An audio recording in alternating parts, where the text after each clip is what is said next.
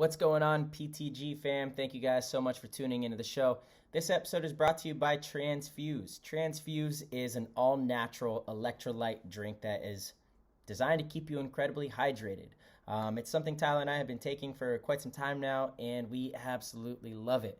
Hydration is very important, something that a lot of people do not do well. People are walking around this planet extremely dehydrated. They don't even realize that they have headaches. Sometimes they're dizzy. They don't have a lot of energy, and they just chalk it up to just being tired. So frequently, it is an easy fix. You just need a little more hydration. You need these essential minerals. Transfuse is loaded with magnesium, potassium, sodium, zinc, vitamin C, vitamin B, and choline. These are all amazing ingredients. Again, it's all natural, no sugar, very low in the calorie department. It's just really good for you. These are some brain boosting vitamins, immune boosting vitamins, and the electrolytes that you need to make sure that you are able to function at a high level. So let's face it, whether you're an athlete or a businessman or a businesswoman or pretty much want to go out and do anything well, you need to feel good. Feeling good is a crucial part of success. So we've been drinking Transfuse every single day. We just finished a show, and I finished my Transfuse right here. I've got the watermelon lime. It's my favorite flavor. I know you guys hear me say it all the time, but it's so good. Tyler really loves the Tropical Bliss. Both are good. There's a blue raspberry as well that's also fantastic. I think that Transfuse also has an option to where you can get a sample pack of 6 right now. So if you check out their website, you can test the flavors if you're unsure. Their website is translabs.com. That's tranzlabs.com. Use code PLAYTHEGAME at checkout and you will get 10% off. You can also choose to sign up for the subscription where they will auto ship you your product each and every month. And you never have to deal with the hassle, and you get an additional 11% off, so it definitely increases the savings. But again, it's a great way to support the show. Make sure you guys are staying hydrated, and especially for all this World Cup preparation, I've been drinking a packet or 2 every single day without fail because I've been doing a lot of training. I'm in the gym, I'm at the paintball field, and this stuff has kept me feeling really good. Here it is, actually, for the YouTubers. There's the packet that I just had. Absolutely delicious. It tastes really good, too. I don't think I mentioned that. But again, translabs.com. Use code PLAYTHEGAME at checkout, and you guys will absolutely thank us later. This episode is also brought to you by Heal Brand CBD. CBD products have become a staple in our diet. I guess you'd call it a diet, something that we ingest. CBD is amazing. It is something that has helped me get much better sleep than before. If you guys know me, you know that sleep is a very big part of my routine, my regimen, something that I constantly talk about because, again, much like hydration, so many people are not sleeping enough either. You know, they fall asleep at night, they toss and turn, and they get 4 or 5, maybe 6 hours if they're lucky, and they think that that's okay. Again, they're walking around day to day not feeling tip-top, and again, they chalk it up to, I'm just not feeling well. Stop doing that, everybody. We want you to feel good. CBD products have absolutely changed the way that I sleep. My overall relaxation is much better. For me, it's always been really hard to fall asleep. You know, my mind doesn't want to shut off. CBD products have absolutely helped me, and this new brand that we have been working with is by far the best CBD products that I have ever used. They have this amazing nanotechnology, which essentially means that it's a micronized formula, so the CBD can actually break through the cellular wall, and your body absorbs it much faster and much more efficiently. So you notice the effects much more efficiently than your traditional CBD. So essentially, you need less to do more, and you feel it faster. Doesn't really get much better than that. They have these amazing little knockout shots, which have 10 milligrams of the nano CBD in it, as well as some other natural herbs that are, you know, some natural sleeping aids like valerian root, has tryptophan, a bunch of other little vitamins that are good for you. So I absolutely love that stuff. I take a little bit of the nano CBD tincture along with a knockout shot, especially when I travel and I'm just out. It's amazing. I get 7-8 hours of just good, well-rested sleep. I wake up the next morning feeling fantastic. There is nothing like getting a good night's sleep. I promise you that. Head over to healbrand.com. Again, you guys could also use code PLAYTHEGAME at checkout for a discount. This stuff is fantastic. Tyler and myself use it every single day. They've got a ton of awesome products. So give them a check out. And again, it's another great way to support the show. They support us, and we thank you very much. This episode is also brought to you by G2 Paintball. G2 Paintball is kicking butt out in Arizona right now, or kicking players' butts, as I should say. G2 Paintball is a paintball athletics company that is designed to make you a better paintball athlete.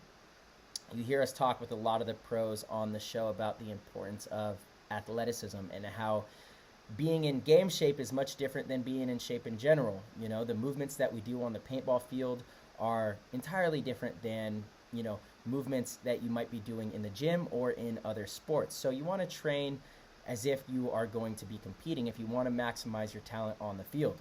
Team Dynasty does the G2 program. We do it before our practices, and I can tell you from personal experience, it is not easy. It is incredibly tough, but very rewarding. It kicks your butt, gets you in shape, makes sure that you are ready for paintball come Sunday afternoon when everybody is tired and you need that competitive edge. G2 Paintball will be having some camps coming up here in Arizona. It's very affordable. You guys must go over, check out g2paintball.com for more information, and stay tuned. And if there's a camp coming up and you're able to attend, please get out there. I promise you will not regret it. Myself, Ryan Greenspan, Tyler Harmon, Victor Gamboa, Rusty Glaze are all part of this program. We will be there to help and work with you and do whatever we can to make sure that you are able to perform at your absolute best the next time you step onto the paintball field. All right. This episode with LJ Parish was fantastic. LJ is a professional player for the Los Angeles Ironmen. He is kind of a new kid on the block. This is his fourth season in the pro division, and he just got his first pro win in Las Vegas with the Ironmen, and he played fantastic. So it was awesome to have him on the show and get some insight. Without further ado, we are going to hop in the show. That was an insane inside move by Marcelo Margot. Great communication. And the crowd starts chanting Harmon. Great shot by all the guys. So Tyler Harmon saved that game. He came out with 2 wins. Marcelo Margot was on fire. Yo, LJ Parish, we got him. He's on the show. Thank you so much for coming on. NXL Vegas champs. I mean, you guys have been working your butts off and having fun in the process. And thank you so much for coming on the show. Where are you tuning in from? Where are you at right now? Kalamazoo, Michigan. There we go. Yeah. Shout out to Kalamazoo. Kalamazoo. Yeah. Nice. Yeah. That's a dope name. I know. I like it. Only one Kalamazoo. Is that where you're from? No, I'm originally from Alabama.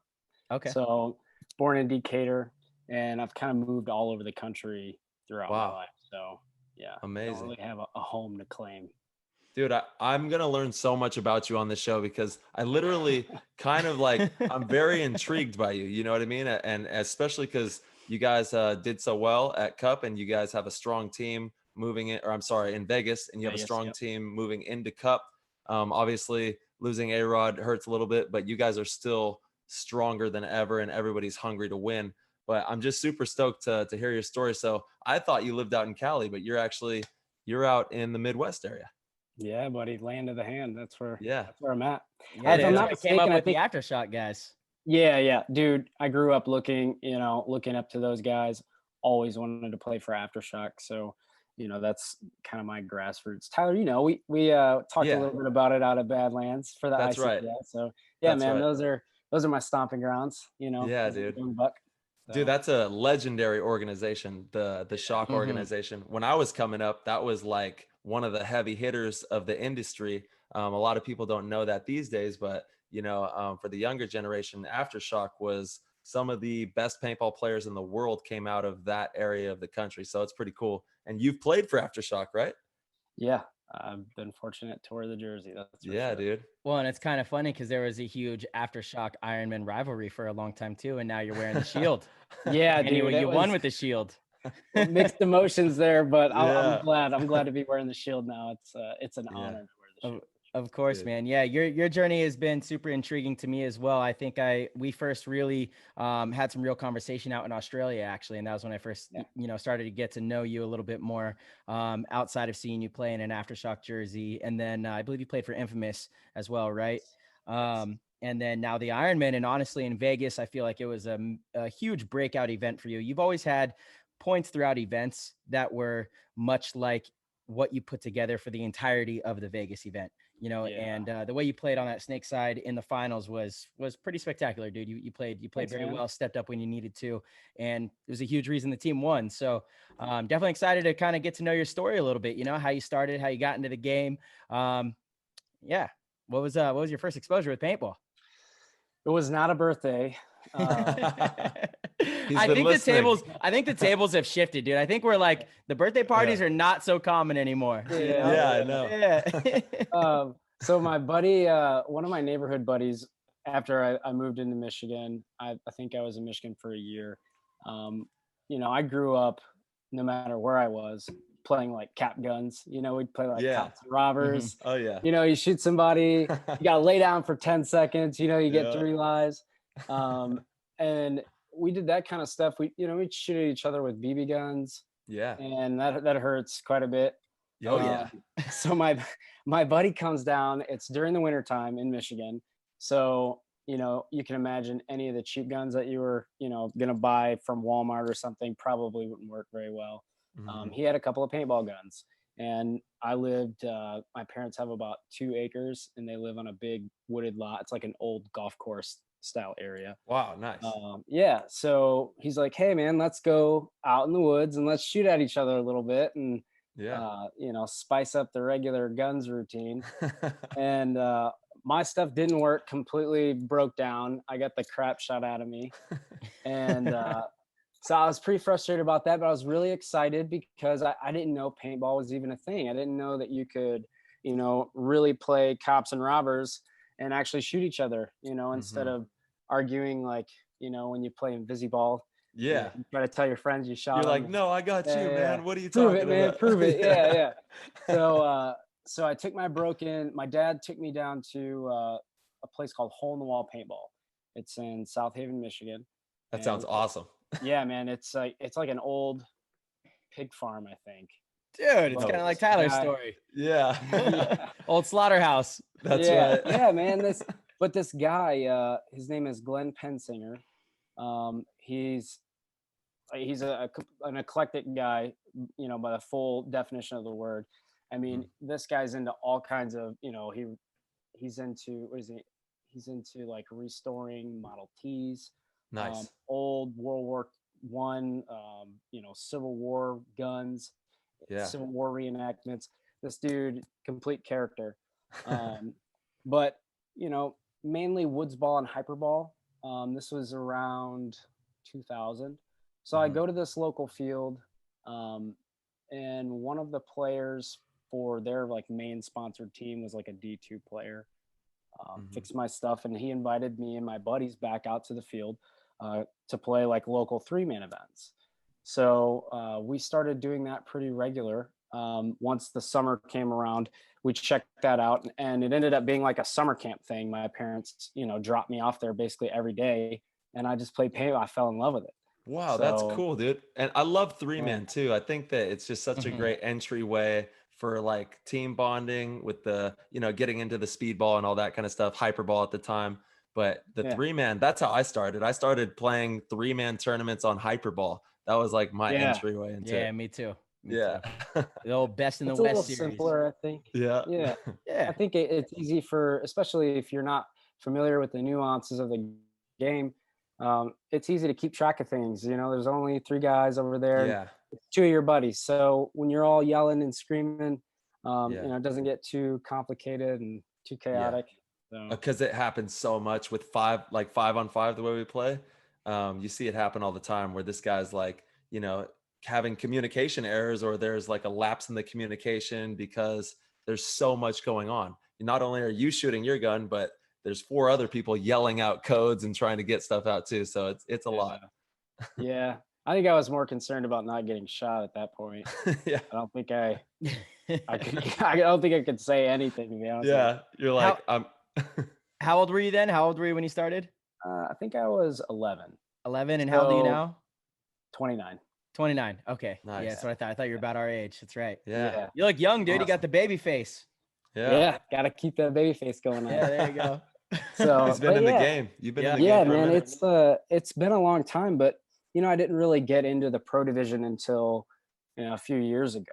So I started playing those 3-man events, in South Haven, Michigan, and that transitioned into playing with like a rookie team, a D3 rookie team at local events, like in Illinois, Indiana, Michigan, like ICCs, CTSs, those like the MSXLs are now, some of those tournament series, similar to that. So, I did that for, I don't know, what was it? A number of years. I think I started in 2001. It's got to be fun too. Like those, I would love to play those like little tournament series, local, with all the local people. It sounds great.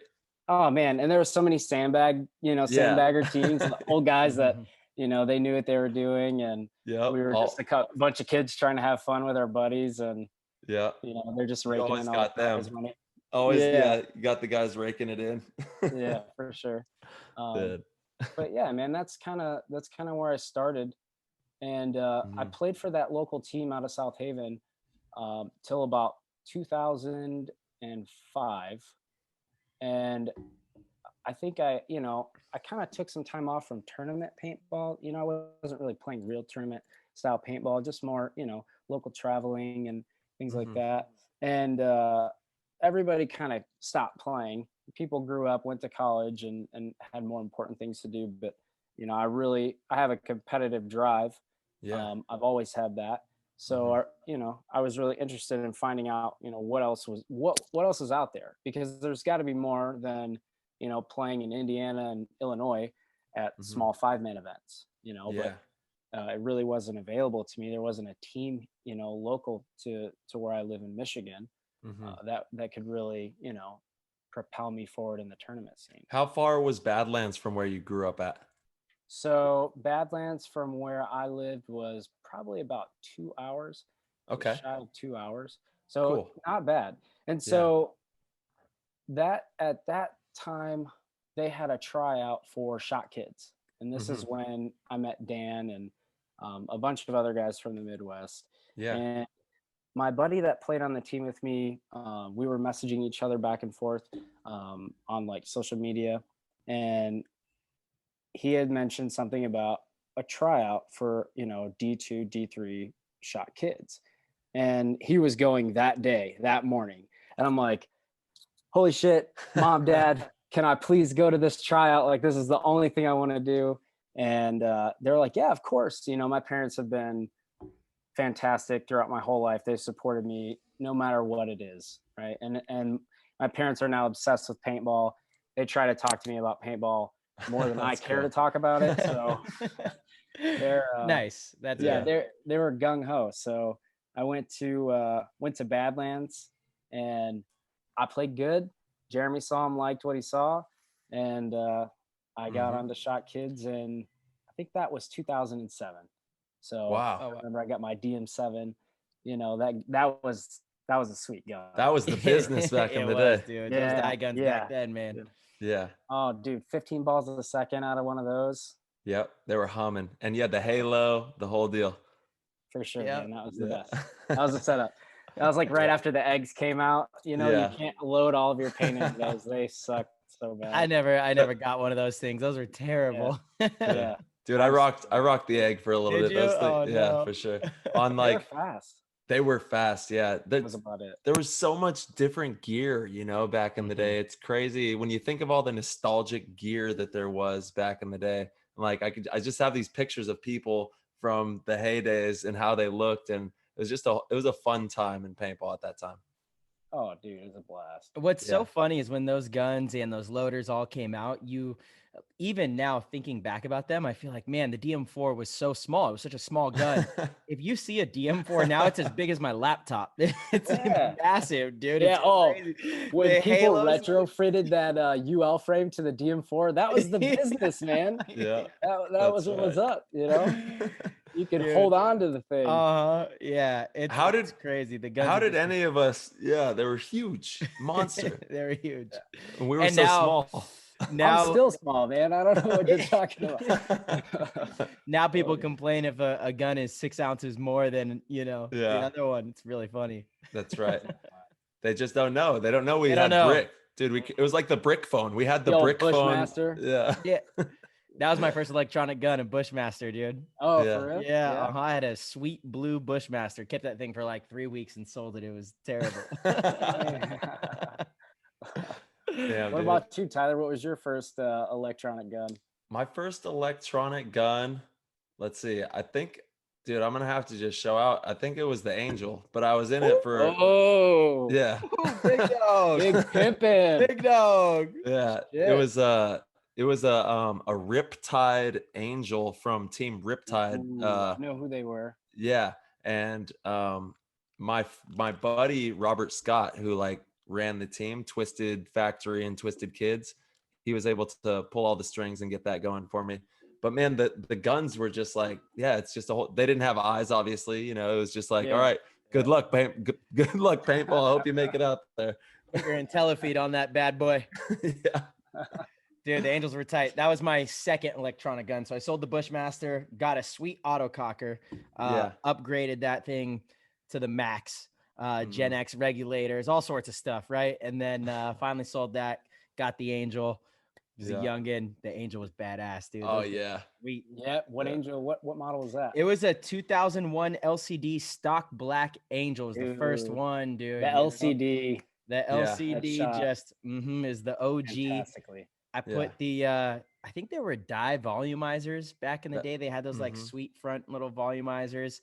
Dude, I actually was obsessed with dye when I was younger. It was the team. My first team was actually called Dye Kids. We were a beginner team put together with like a bunch of my friends. So I had all that kind of stuff going on. I had a Revy with all these dye stickers on it. Shout out to the company that you're sponsored by now. Yeah. Yeah. Word. Yeah. There it is. Yeah, Marshy. Yo. So, does any of the people that you started playing paintball with still play, or are they all out of it? Just about all of them are out of it. Yeah. Yeah. Some of them still play for fun every so often. They'll hit me Yeah. up, but just about all of them are out of it. I'll go back to my local field. I'm sure it's the same for both of you guys. I'll go back to the local field, and sometimes you'll see some people that either work there as refs or they play every so often. Like, man, you really stuck with it. Huh? Like, you're just that annoying little kid that. And You now never look, quit. now look at you. Now you're just an annoying big kid. Exactly. I mean, I wasn't going to tell people that that's what they said, but exactly, it's funny though. So yeah, I don't know. You got anybody that still plays? There's a couple like Chim Marco, and I mean, not too many. Robert Scott plays a little bit out in Utah. But yeah, they're pretty much, all out of it. Yeah. I think that's the biggest thing, man. The people that stick with it, they get somewhere, That's it. That's all it is. It's all it takes. It's pretty easy to succeed in stuff. You just stick with it, Yeah. Don't quit. Yeah. Don't quit. And learn fast. Yeah, Yeah. man. So LJ, let's see what you said you just finally turned pro a couple years ago. I feel like it was longer than that. It's been like 5 or 6 years at least when you were on Aftershock. So I got on Aftershock in 2017. Oh, wow. 17? Oh wow, that is more recent. So Damn. yeah, I did have an opportunity after the first year I played with Shock Kids in D2. So that was in 2007. I did have an opportunity to go pro with Aftershock during that time, but it just didn't pan out. I got pushed by the wayside and somebody else was selected. So you were 17 years old? Like, I was around 15, just turning 16. Yeah. So Interesting. So kind of walk me through that 10-year span from 2007 up into 2017 when you got onto Aftershock and played pro there. Kind of take me on that journey of what that time span looked like for your paintball. Yeah. So let's see, it was 2007, and then around 2000, the end of 2007, Aftershock kind of changed their roster a little bit. Some guys left, some guys retired, and then Shock Kids, Some guys kind of retired. yeah, some they had some older guys on the team at that point. I think Yeah. Floyd Rose is still playing with them. Some of the guys moved. I think Damien and Tally may have parted ways. They were still with Aftershock, in the beginning there. But Shock Kids, their organization, the structure changed as well. So I ended up not playing with them for 2008, for the majority of 2008, and played with a team called Guerrilla Air Factory. Shane Colby's dad sponsored that. That was me, Shane, let's see, LJ Woodley, Zach Patient, Kurt Pauly, and a kid named Ross Plum. I don't know if you guys ever heard of Rob Plum. Oh yeah. Rob Plum, yeah, his younger brother. He played with us. No way. That's crazy. Yeah, so we did that, and at the end of 2008, like I said, I had an opportunity to go pro with Aftershock, and that quickly changed, and they picked up another player, which he's actually Brad McCurley. He's a fantastic player. So Yeah. I ended up stopping my tournament career at that point, and finished high school, and I didn't start playing again until 2014. So I took a long time away from the sport, took a big hiatus. Yeah. And I think I remember seeing Aftershock play on, like, I don't know, YouTube or something, and they were just getting pummeled, and I'm like, dude, what is going on? I can't watch this. Like, I gotta do something. What am I doing here? So For sure. yeah, so I found out that they had a tryout at what's that place in the old hockey rink in Chicago? O'Hare? No, not O'Hare O'Hare. paintball? The indoor? Not O'Hare. No? It's the Did it just close down? I don't know. I want to call it Excalibur, but Oh no, not that one. I can't. What is this place? I think I've seen Ryan there a few times, actually. Anyways. It's kind of Paintball Explosion. Paintball Explosion. They had a tryout there. Yeah.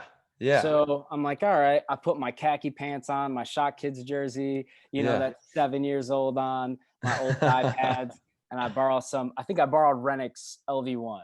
And you went out there and just whooped ass. Went out there. I think I did kick some ass a little bit, but I was rusty. But yeah. Bruno was the coach at that point, and I'd never met Dude, shout out to Bruno. Yeah, that's my man. Yep. He's the best. He's a unique individual for sure. He's my favorite of all time. I love Bruno. He's hilarious. I don't know. So many people try to, say he's crazy, but I don't know. The jury's still out on that one. So that's my kind of guy. Right up my alley. Love him. Yeah. 2 peas in a pod right there. That's right. Them too. Oh man, we have some laughs. So every time I see him, we have some fun, man. He's a great guy. Oh, dude, he's phenomenal, man. Yeah. So we let's see, we did the tryout for 2 days. Didn't get picked up on Aftershock, but I ended up playing with Distortion, a semi-pro team, and I played with them, let's see, for about 2 seasons, and they broke up. We won a couple of events. We almost won a pro spot, but I think they offered us a pro spot for 2016, but we turned it down for some reason. Some of the guys were just kind of, over it. They had real life, things setting in, so they didn't really want to continue with, the pursuit to be pro. Man, that's a bummer. Yeah. Yeah. I mean, you make it there, you try as hard as you can, and you finally get it. Oh boy. Well, good for them, and their expansion of their life. But yeah, it's like, so you're on that team for 2 seasons, and then you guys almost go pro, and then you have to kind of re-pick up again. Yeah. Yeah. And they did want to rebuild with a lot of Canadian players and, I see. different players that they hadn't really, spent a lot of time with. And so I wasn't sure whether or not we were going to be able to produce what the old team produced. And, all due respect to the players that were going to play, but, I just kind of stepped away from that program. They were based out of Chicago originally, and it was going to be, more of a Canadian based team. So I really didn't want to travel to Canada for practice at that point in my life yet. So I played in 2016 with TCP Machine out of Grand Rapids, Michigan. So I did that for a season, nothing remarkable. I mean, they're a great team. Rick Steinebeck owns the team. He owns a TCP Paintball in Grand Rapids and Lansing. He's a great guy, and they run a great program here. Yeah, I feel like I've seen them at the events and I know I've heard the name around, definitely. Yeah. Rick's been around for quite a while. He's an old dog in the sport. There we go. Yeah, and did you ever play in the CXBL or any Canadian paintball up there?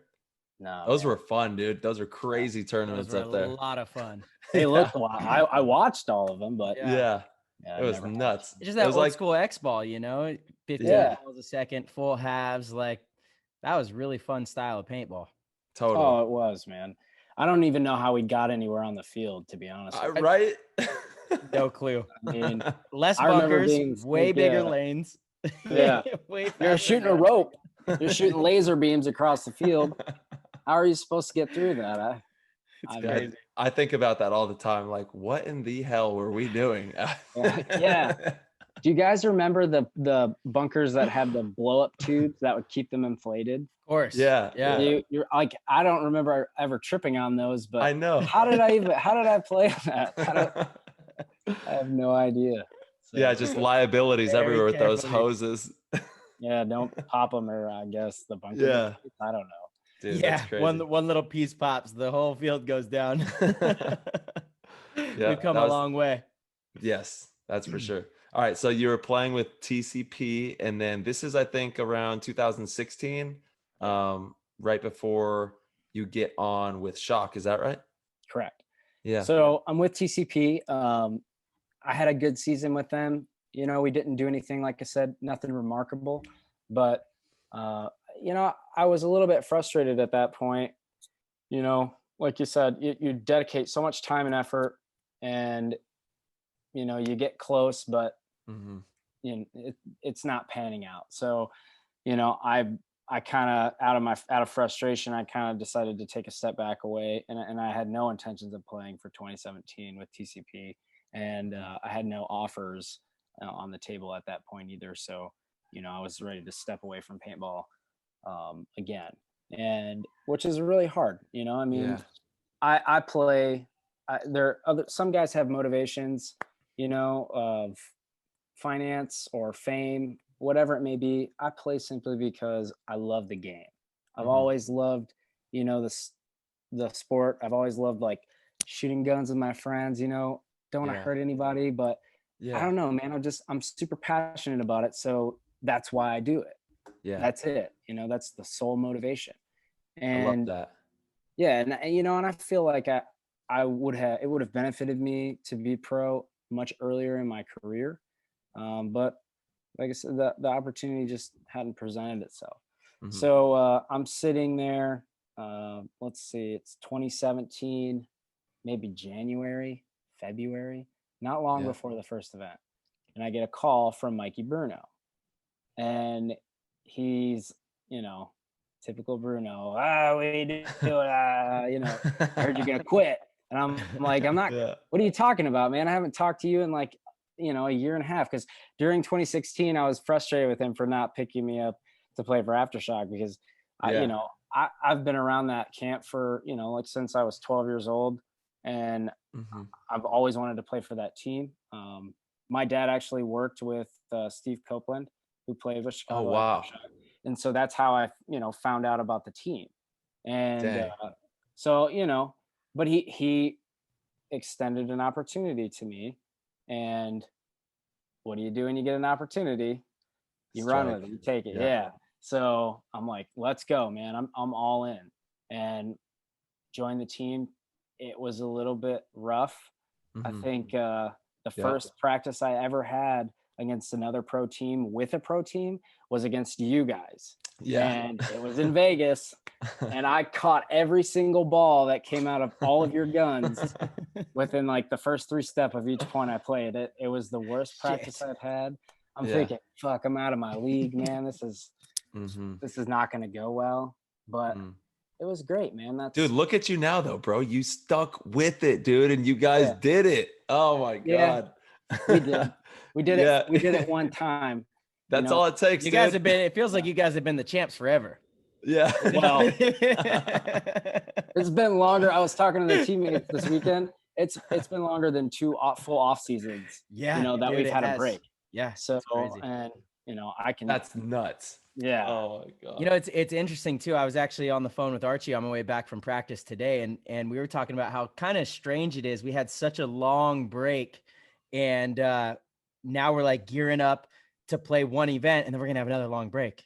It's kind of strange. It's I'm very curious to see how the different players and teams come into this one, if they take it serious, if they don't. I was comparing it to like the NBA bubble. A lot of people were saying that this year's NBA championship is the hardest championship to win because of all of the adversity and weird times, where other people are saying, there's an asterisk next to whoever wins that NBA championship, and I mean, I see both sides, but I am curious to see this year. Some players aren't going to be with their teams, and, it's going to look a little different for sure, but it is kind of strange to have, that long break. Then we're going to have this one event and then another long break. Hopefully, I don't know, maybe some little pop-up invitationals or something could happen during this off season. There we go.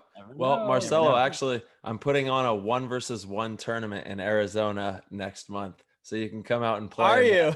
Yeah. Nice. Oh, you're doing that with Tony, right? Yeah, Tony from American Paintball Coliseum. Nice, so man. We're going to show him some love and do like a little fun 1v1 tournament for the community. Do like a can drive or a toy drive for the kids and the families, and do something fun like that. I like that. That kind of reminds me of something. You know what?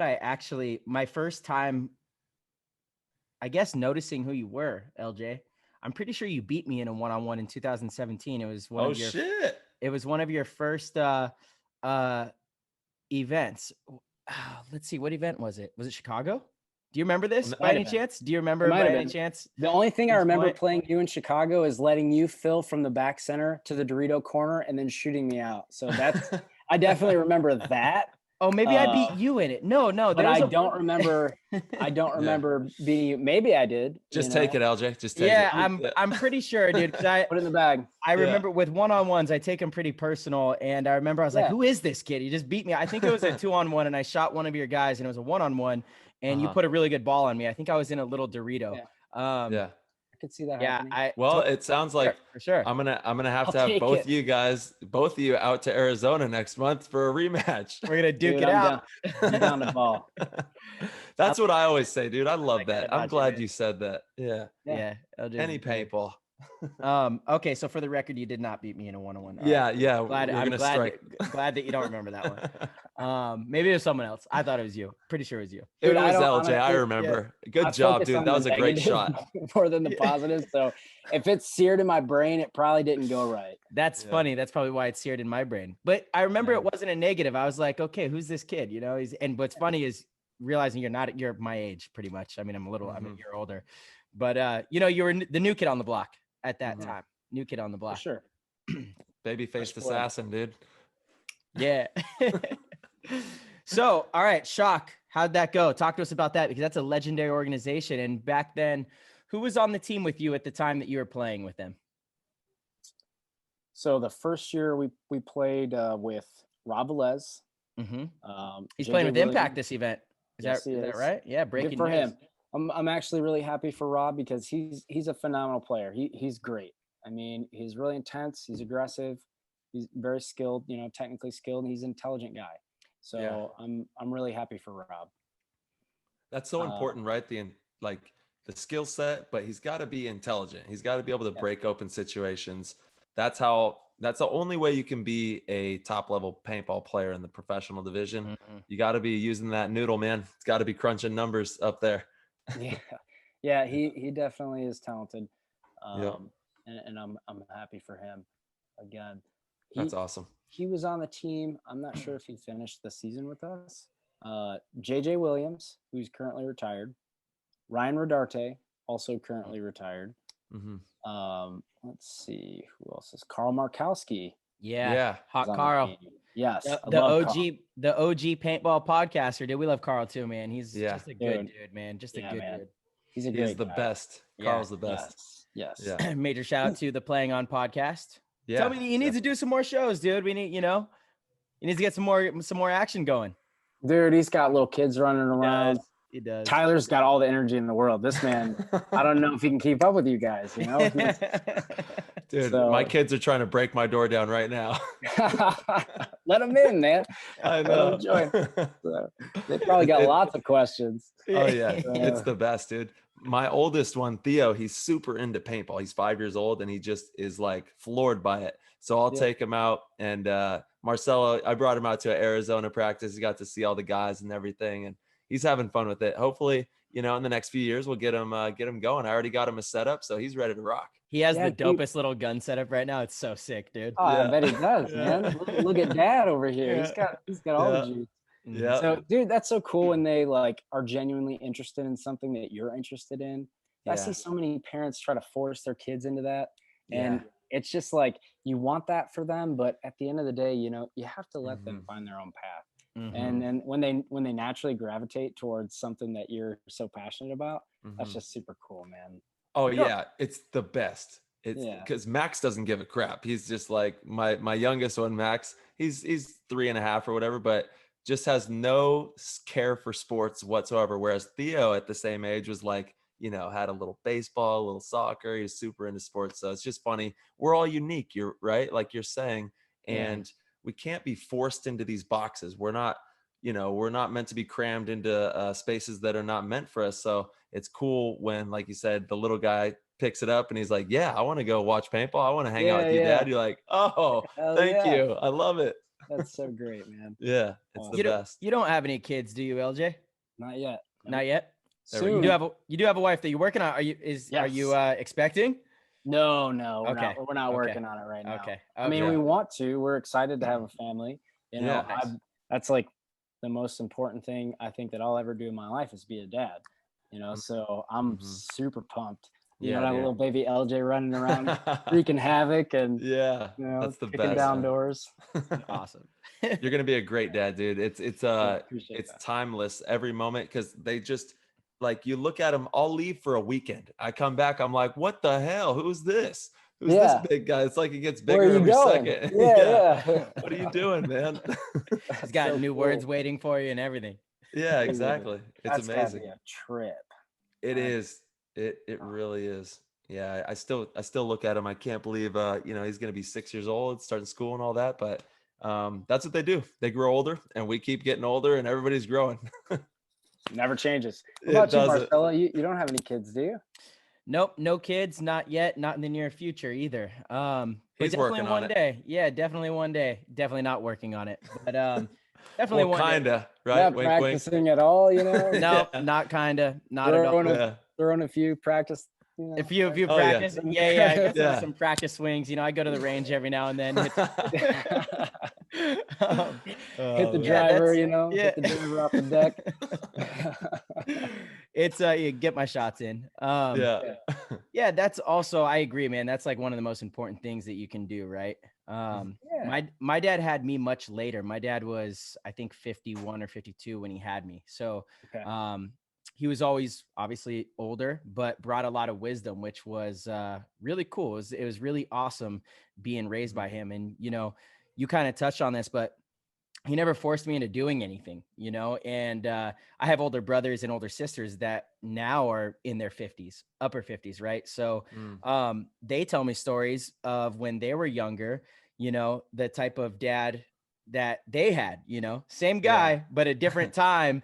And it's like, I Yeah. definitely got away with a lot more stuff, you know what I mean? And Yeah. I think Yeah. my dad, by the time he had me, just had a lot more understanding of how to get through to your kids and how to really connect with them. And it really was an amazing thing, the way that he built our relationship. It made me have a lot of respect for him and a lot of respect for others as well, and it made me want to do things to succeed, to make him proud, instead of, being forced to do stuff and do things that I didn't, necessarily have any sort of passion for, which almost always leads down the wrong path. So Yes, that's right. for Yeah. me, I'm in no rush. I really do believe life is all about going in phases. When I decide I want to do something, I want to be able to give it 110%. And I'm still really chipping away at this paintball thing and some other, projects and stuff like that. And I want to be in the right space and be ready for that. But That's good, man. it's in the future. That's awesome. Yeah, man.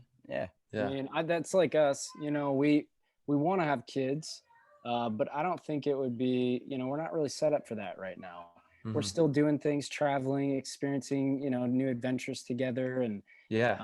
I think we could facilitate it at this stage. But up to this point, I feel like it would be irresponsible for us to have kids. Totally. At an earlier time. There's no like perfect time. It's the universe is going to be like, okay, boom, here it is. It's like everything is perfectly timed, and there's no rushing. There's no needing to like try to force things like we're talking about. It's like it will be when it will be, and that'll be perfect timing for when it's meant to be that way. That's how it goes. That's kind of how everything goes in my life, dude. It just happens. That's I right. don't force it. So I didn't expect to have these two Gromulans running around. It's like, okay, I fell in love with Sarah, and it was like, all right, but there we go. Okay, wow, there we go. And then I had two, and I said, doctor, please help me make it stop. And then we made it stop. Is there something you can give or do? We don't have to do this. And that was I love my children, but I only have two hands. You know what I mean? I got one for Max, one for Theo, and I was like, all right, I'm out of hands. I'm good. We're good to go. That's cool, man. Well, good for you. Yeah, it's good for you, Marcelo. Sticking true to yourself, doing what you feel is right. Absolutely. Yeah, when it's right, it's right. When it's right too. You know what I mean? That's right. It all takes like finding the right person and the whole thing. So it's a long-term commitment too. Once you do that, once you pull that trigger, you're in it for life. So you got to make sure you're ready for that one. You should be, right? Most people should be in it for life. Not everyone is. You're right. No, you're 100% right. Yeah. That speaks to your character. I like that. I like that in you. Totally. He's a stand-up dude. I picked a good partner. This guy, he's not too shabby, He's got his head screwed on right. That's for damn sure. Off the paintball field, on the paintball field, I'm not so sure. This man. Hey, take it easy, man. Take it easy. Let's see. This last weekend we talked about it with Dan yesterday. This last weekend was a struggle for me. My goodness, I wanted to my head felt like it was screwing off. Oh, my head screwed off a couple of times. I'm sure you guys saw that. It was rough, man. I mean, it's rough because you said you came from the field today, and I'm sure some of the guys that are on your team were there with you, and you might even have practiced against another team today or yesterday, or leading up to the event. You get to spend that time together. You're in close proximity, and you get to review this stuff together. We're spread out. A lot of teams have players in multiple states, and it's a huge benefit when you can get together, check the field out, practice continuously together, even when there's not an event. This whole off season, it's really been hard, especially living in Michigan. The weather's changing. I'm not going to be able to play outside. And I'm not playing with pro caliber players against other pro caliber players. So it becomes very easy to pick up bad tendencies if you're not careful. So how do you stay busy and stay sharp during that kind of time? And how have you stayed busy during like the COVID times, as we're calling it, and throughout, this wild season that we've been in here? Yeah. So my wife and I like to, no shit. I didn't think it was gonna be like this, but it's COVID times, brother. The best start to the year, and then I know. Yeah, they did you guys a favor. Yeah. Hey, man, I wanted to win the second one like 10 times more than of course to win that first one. Once you get a taste of that, man, and it is good for the momentum, and you're kind of on a roll, and then you're even more hungry, after that, because that was your first pro win, right? Yes. Yeah. 100%. There's nothing like it. The first pro win, man. You're hungrier than ever. And everyone, there are a lot of top level teams that obviously deserve to win in any given day. All right. Mhm. So, you know, More than ever right now, I think. right. The talent Yeah. level is extremely high. Yeah. And I have a healthy respect for that. You know, I would rather play against a higher talent level, Yeah. you know, than, you know, beat a bunch of scrubs. So That's how we came up, you know, getting our butts kicked most of the time. Like that's how I know Marcelo, myself, I'm sure you as well. And a lot of the dudes that made it to where they want to be in the pro level, that we got our butts kicked quite a bit coming up. But that's the best kind of training that you can get, man. I advise that heavily. Which is like, speaking to your point, if you don't have those kind of caliber players around, it can be really easy to pick up some bad habits. It makes it really tough to stay sharp. So I did like Tyler's question with that, like what exactly do or can you do in those situations? Because that's something that a lot of players, divisional players especially, struggle with. You know, they're the best player at their field, right? And they don't have any other options really, other than traveling maybe outside of the state, or, you know, so what do you do to stay sharp in that situation? So I like to do around the house a lot of mirror snap shooting drills. There we go. They work. That shit works. Yeah. But I just like to stay in shape. You know, there are a few things that you do when you play paintball that you don't do anywhere else. You know, carrying that weight on your back, you know, in a pack, it's a little unorthodox. You know, it's kind of hard to train for that unless you play. You know, you have that playing shape, and then you know, other kind of, you know, being in shape. So it's like beach body shape and game shape. Yeah, exactly. So I like to do a lot of cross training though. If I'm not playing or drilling, my wife and I do a lot of rock climbing. Nice. We really enjoy that, and we've recently, especially during the pandemic, we've been doing a lot of mountain biking. Awesome. I think that's really good cardio. It's really good for the lower body. And it's pretty intense. So pretty much the whole time you're trying not to die. So it's pretty gnarly. But we do a lot of things like that. Hot yoga. I haven't been in the studio after everything happened in March, but I really like to do that. So you guys would go and like free climb, or what kind of climb are you guys doing? So not like or in a gym? Not like free solo, like the documentary. Are you guys going up the mountain face? Yeah, we climb mountains. Yeah, for sure. There we go. But usually, so when you climb mountains, there's two typical ways that you climb. One is sport climbing, which is where bolts are placed in the rock in a certain sequence that you can hook a carabiner to, or what's called a quick draw, and then you take the rope that's attached to your body, and then you clip it into that carabiner, into that quick draw. And so now, you know, you're on that quick draw, and you keep climbing and clipping yourself in until you reach the top. The next way that people typically climb outside is called trad climbing.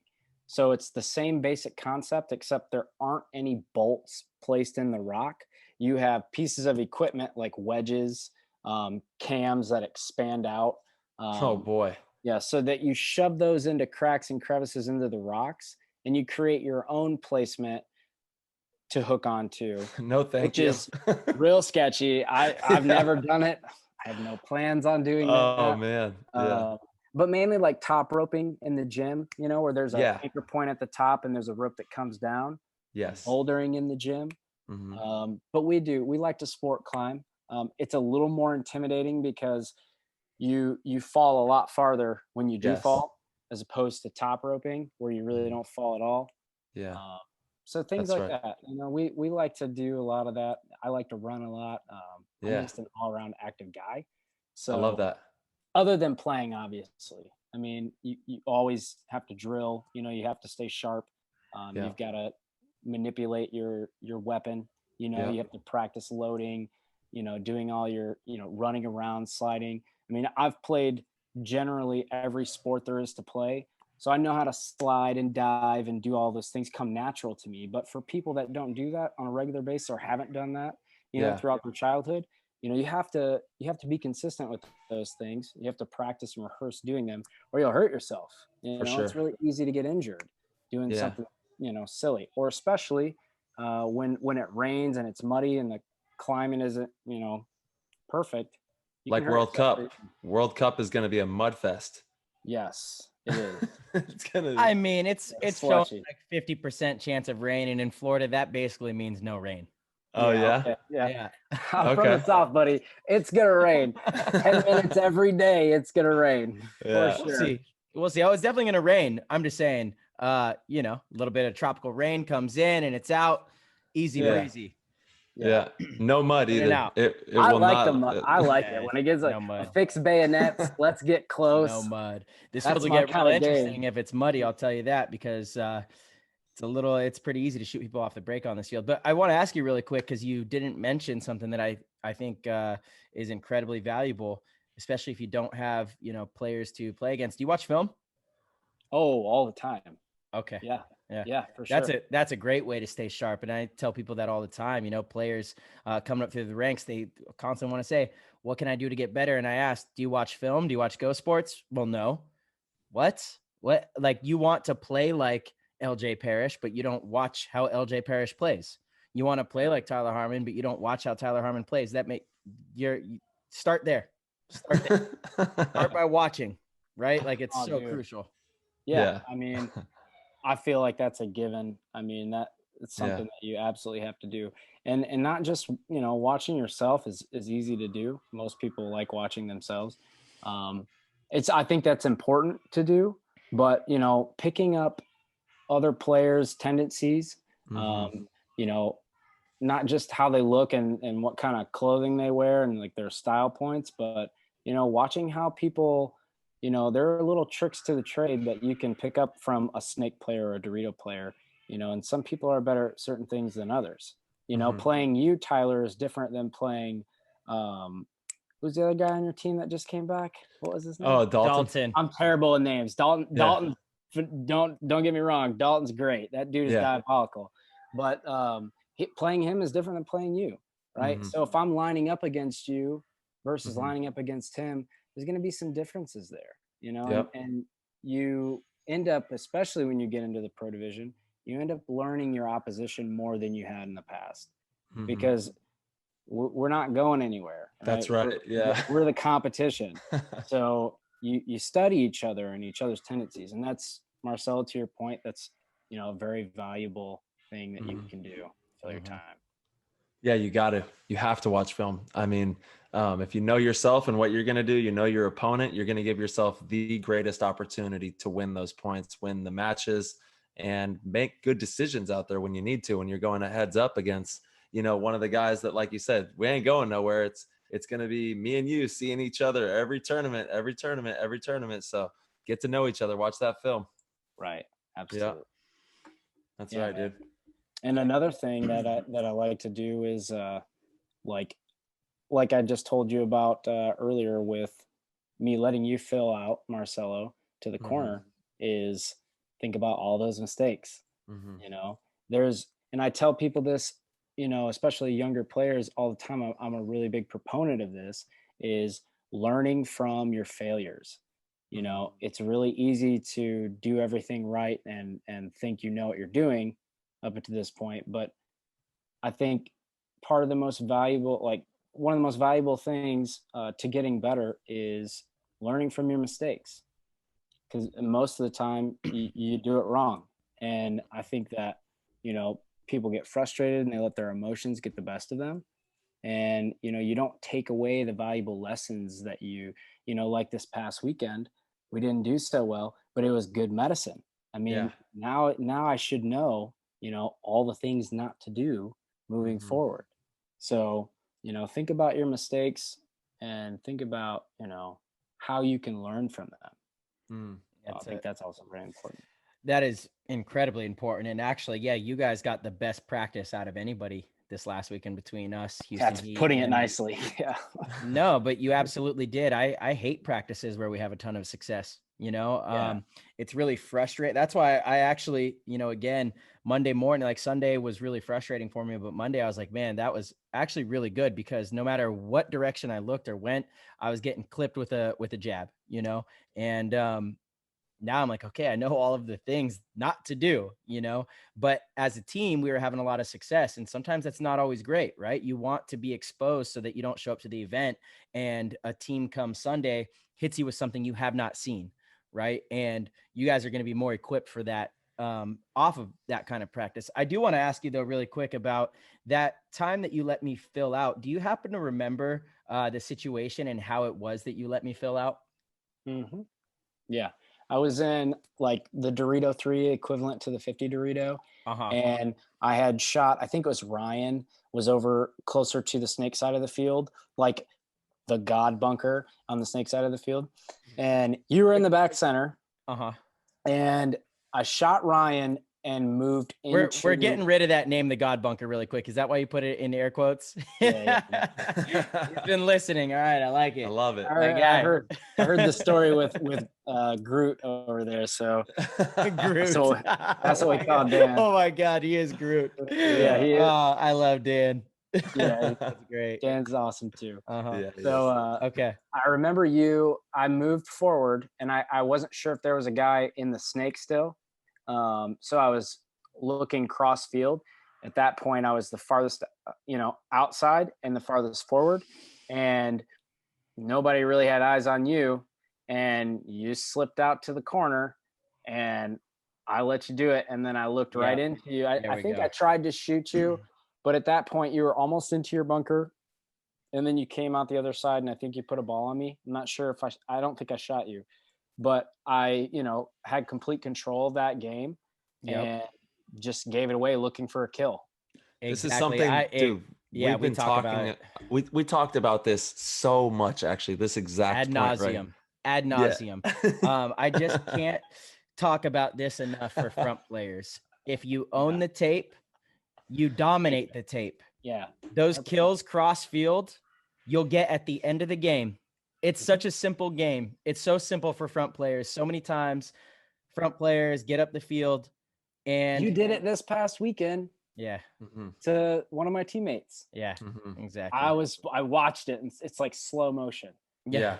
But it's so important that when you do get that control of the outside of the field, you are in control. You have to maintain that until either someone can come in behind you and confirm that they have control now, and let you go forward and then do your thing, killing whatever you need to do. You have to keep that. You can't give it up. You could pass it off, but you have to make sure that you do that correctly. Always keep control outside of the field. There's nothing, literally, that is the most important thing you can do. Like, there's nothing that supersedes that. You need to lock them into their bunkers and never let them breathe and keep shooting that paint. Otherwise, you're going to get a Marcelo. He's going to take that opportunity, dip out to the corner, and shoot you down the wire without you even knowing it. That's the biggest gift to me, is if I lose my wide guy and their front players looking inside, and I only have to deal with their 2 or their 3. Yeah. Sweet. Amazing. You literally just gave us a chance back in the game. That's right. I kind of figured that's what it was. That's why I wanted to ask you, dude, just because, again, we talk about this all the time, and it's something that I hope listeners and people that come to our clinics and people that are just trying to get better at the game and chase a pro dream, like, you have to know how to dominate a field, and you have to understand your advantages, and owning the tape, being far up on the tape, is one of the biggest advantages you could have in the game of paintball. So yeah, definitely. That's a huge bit of knowledge right there. You've got to control the wire, wrap and go. That's always the motto: wrap and go, control, shoot the paint, pound the bunker, don't let them breathe. and then like you said, if your boy comes up and he can take that over, then we give that job to him, and then we can start to go to work. You know what I mean? Yeah, but really understanding the fundamentals of controlling the field as a unit is something, that you have to, it has to be, I don't know, taught in a way that you can understand it. Most guys, you tell them till you're blue in the face, but until they experience it a few times, it doesn't really, sink into their mind that, that has to happen every single time you play the game. Well, I'll tell you why, because when they come down the field, they get all excited and they see the riblets in the middle and they're like, ooh, riblets, riblets. And they go to shoot at that. And then Yeah. someone comes out or bunkers Uh-huh. them or makes a move without them seeing and they get shot. And they're like, oh, man, what happened? Well, Right. just you got to know the protocol. You got to know that Yeah. protocol. Yeah. Because Keep it's it on like, ice, player. Keep they it on keep ice. it on ice, exactly. Because even if you get that cross-field shot, but you let the player fill out, your team Right. probably doesn't have the advantage anymore, whereas you could not get that kill, but you hold that advantage and your team has a better chance of winning, Mhm. Right.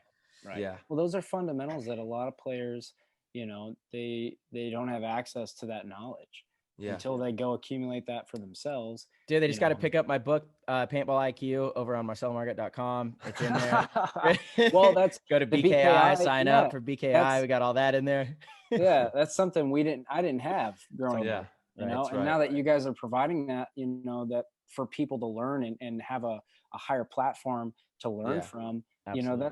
that's amazing. And we're gonna see more and more talented players get better than we are now. Yeah. Absolutely. Elevate And the sport. So that's what this whole For the Culture movement of the Play the Game podcast has been about. It's all about the grassroots culture of paintball. We want to provide a platform that we can truly help nurture this game into the right direction. And when we're older gentlemen, we'll all be sitting back saying, "Hey, man, look at this. We had a hand in all this," So that's where the beauty of this whole thing is at. And like we got guys like Richard out in Texas who just never played serious tournament paintball before, playing and really pursuing it at a high level. He was actually just telling me he was pitting for like X Factor and another pro team that they were practicing against, soaking up the knowledge in the pits, getting that energy of what goes on in a pro pit. And that's very important. It's Like huge. if you can do what Richard did there and like get yourself around pro players, or take that couple hour drive to a field to see how they play, or just simply watch the video or listen to Play the Game podcast, whatever you could do, get yourself in that environment to learn, and then the fruits of the labor will start to provide themselves and you'll be on your way for sure. yeah, man, Totally. it's much easier to rise to the occasion, or play to Mhm. the level that other people are playing at. It's Mm. it's really hard to produce that when you're by yourself, with Totally. lesser caliber players. So Yeah. submerge yourself. If you're out there Submerge. listening, yeah, get involved. Yeah, Find your man. local pros. Whatever you Mhm. got to do, get there and spend time around those guys. Watch them, learn from them. That's you are it. you are right. There's so much more opportunity now than when we all grew up, right? In that sense. Now, Tyler and I were really lucky with where we grew up, but the time Yeah. that we grew up, if you weren't in an area that had a pro team, it was really difficult. As you know, it sounds like your story was kind of like that. Early on, not much opportunity around you. Mhm. Nowadays it is different because there's so many different programs. You could go to the combine, you can come to, there's clinics all over the country that are being done Right. by pro players. So there's a lot more opportunity for sure. And my best advice is just get out to any and all of them if you're serious about pursuing it. I can't tell you how many kids have come to multiple clinics of ours, and you know that puts them on the radar. So then, maybe you see them at some NXL events and a couple years goes by and all of a sudden they're playing semi-pro, and you happen to catch one of the games, like, man, you've gotten really good. You go back to their field and they're a pretty good player and maybe on the brink of turning pro. Well, guess what? When a spot opens up on your team, they're going to be at the top of the list. Those are the players that you remember. There's a couple young players right now in the BKI program that, I mean, as soon as they're ready, I know there's going to be a lot of pro teams chopping at the bit to get some of them because of the dedication, hunger, talent, skill that they have at such a young age, because they have been doing that. So Mhm. there's more opportunity to be a professional paintball player now than I think ever before. You just got to go out and go after it. Yeah. Yeah, That's it. for sure. Play a lot of paintball. That's the key. Yeah. Yeah. Oh, That yeah. is the key. Got to play a Yeah. lot of paintball. You got to Yeah. play. That's And it, dude. you don't, it shows for sure. Yeah. And even like it comes down to even the athletics of it, like you said too, shooting a BB gun, anything, it's shooting, whatever, like get behind, something and really dedicate yourself no matter what it is. If it's going to be, basketball, soccer, whatever sport it is that you Yeah, you have play. to be obsessed. Yeah. You have to obsess over it and absorb information from as many sources as you can. Yeah. experiencing it. You have to learn in every way possible. You read it, watch it, do it. Yeah. You really have to submerge yourself, and be obsessed. If you really want to be good at something, you have to be obsessed with it. And like you said, you're Amen, in I like love with that. it. That's it. You Yeah. got to love what you do, and then you'll be able to do great things at it. Yeah. Hopefully, Yeah, hopefully is right. Yeah. because if you don't, it sucks so bad. I mean, there are a lot of guys that have been playing for years, for even a decade, and they haven't won, in the professional division. That Yeah. can, that can be a hard road. So And- can you kind of bring me up to speed with, you were on Aftershock, and then how did it all come to fruition with Ironman and that path? Well, so I was with Aftershock. Like I said, I love Rennick. He's a great guy. We're still really good friends, all the Shock guys. Yeah. But things weren't working out there. And I ended up leaving the team mid-season, which is, out of character for me. I'm a really loyal, committed person. But some things just didn't line up there. So I talked to Travis Lemansky. I go to a lot of the scenario games. Nice. My wife actually plays those with me. Dude, that is awesome. Yeah, Nice. dude, she balls. She loves that so Oh, much. dude, that's the best thing I've ever heard. Dude, watching your wife mow down a bunch of kids is probably one of the coolest things you can see. At least for me. Dude, that's amazing. It's so fun. And it helps her understand. So, the thrill of playing the game. Oh yeah. So, but I saw Travis at Living Legends. It was actually in Michigan that year. And I talked to him about, maybe opportunities to play with him on his team. And, we ended up working things out. So I played the last 3 events of 2018 with Infamous. Yep. And that was really cool. All the guys are really talented on Infamous, and Travis is a really good coach. I like them, but it's not something that I saw myself being in long term, right? I didn't really want to play for Infamous. I just, I had my sights set elsewhere. And I had talked to Todd the year before about, maybe coming and doing a tryout. How they do the invitation out to Camp Pendleton. Shout out to Fran and Nikki, by the way. Camp Pendleton, holy shit, that field is great. Yes, it is, dude. After 20 minutes of playing, it looks like no one's ever played paintball. What the hell? He Fran takes the best care of it. And Dude, they both do, yeah. So good, man. That's such a good, for tournament paintball, that is one of the best fields I've ever been to. So I agree. Absolutely. Yeah. So it wasn't always that way. We used to call that El Diablo's carpet when it was like I heard, yeah. I'm glad I missed those days. Yeah, Fran has saved that field 100%. It is fantastic now. Yeah, he's great. He does a terrific job there. But so I had talked to Todd, but like I said, I'm a loyal guy, and I grew up an Aftershock fan, and I didn't want to leave the team. But after things kind of transitioned for me, I wanted to revisit the conversation. I've always looked up to Todd. He's had tremendous success in his what a paintball legend career. that guy Yes. is. Yeah, man. Not just as a coach, as a player. So I know there's something that guy knows. There's something he has that I can gain from tremendously. So I started hitting him up, and I'm like, yo, man, I want a shield. What do I got to do? Put me in the loop. Tell me what I need to do. Dude, hold on. Do you hear that out there, people? He's attacking it. He's attacking it. You don't just sit on your butt. You're attacking it, man. Yeah, if you want something, you got to go make it happen. Otherwise, it's not going to happen. That's you right. You have to make your own choices, your own decisions. And if you don't, it's never going to happen. Some days today, that's what I say. Someday is today. You always talk about, someday I'll do this. Do it now. Right now. Because life's just going to pass you by.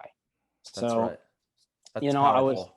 I was lucky enough to have an invitation extended to me to do, a practice / tryout. And, I played, a weekend there, and, I got invited back. Before that, though, I did have a phone call with Dave Youngblood. He kind of wanted to know what my intentions were.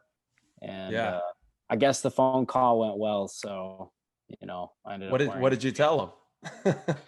So, you know, he basically had no idea who I was, Yeah. and, you know, wanted to know why I wanted to be an Ironman.